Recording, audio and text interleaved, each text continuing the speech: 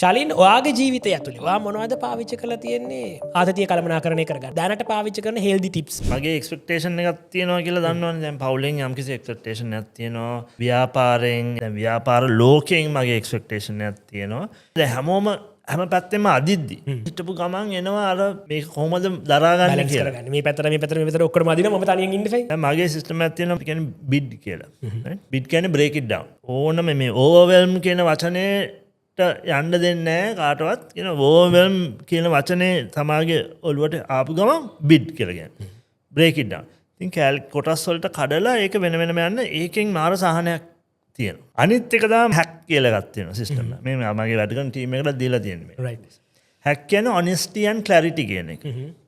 දැන් ගොඩාක් දුරට දෙන්නෙක් අතර යම්කිසි අවුලක් ඇති වෙනවා නැත්නම් තරහාවක් ඇති වුණාම නැත්නම් මොනවා ඩිස්ඇග්‍රීමන්ට් එකක් ඇති වුණාම ගොඩක් වෙලාවට ඒ ඩිස්ඇග්‍රීමන්ට් එක ගැන නෙවෙයි මොනහරි පත්තු වෙන්නේ.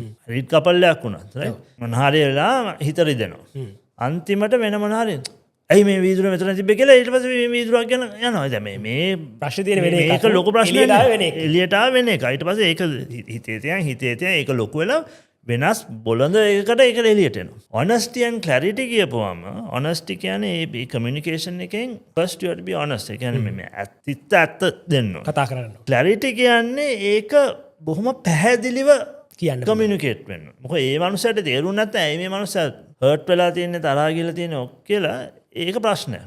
අපි කියලා තියෙන දැන් මේ work environment එකෙත් කාත් එක්ක මොනවා වුණත් I want to have a hack conversation කියලා ඉඳ ගන්නවා. එතකොට අරයා දන්නවා right. දැන් මම කාලයක් ගත කරන්න ඕනේ මෙයාත් එක්ක මේක විසඳ ගන්න කියලා මෙයාගේ හිතේ තියෙන්නේ මොකද්ද කියලා. මොකද ගොඩක් දුරට සමහර දේවල් එනවා අපි අපිටම කතන්දරයක් කියනවා. මේ බාණ්ඩ කරය කරපු වැඩේ මේ හින්දා තමයි කරේ කියලා. බලන් යද්දී යා කරලා තියෙන වෙන හේතුවක් නිසා.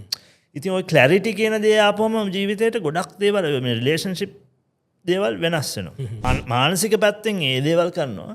ඊට අමතරව ව්‍යායාම ස්පෝර්ට් එකක් කරන එක හිරු එළිය කියන්නේ මේ මිනිස් මම මේක හැමෝටම කියන දෙයක් තමයි මිනිස්සු පිළිගන්නේ නැහැ. හැබැයි හිරු එළිය අපේ ඇඟට පුදුම දේවල් කරන්න පුළුවන් දෙයක්.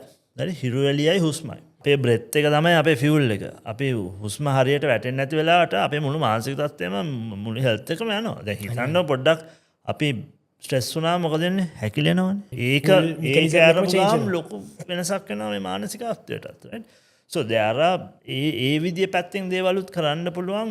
ස්ට්‍රෙස්ෆුල් ලයිෆ් එක ගත කරනවා නම් අර මනසට ක්ලැරිටි එක දෙන්න පුළුවන් වෙන්නේ තමාගේ අනිත් ඇඟ යම්කිසි විදියකට දුවනවා නම්. ඉතින් සන්ලයිට් එක්සර්සයිස් බොහොම වැදගත් දේවල්.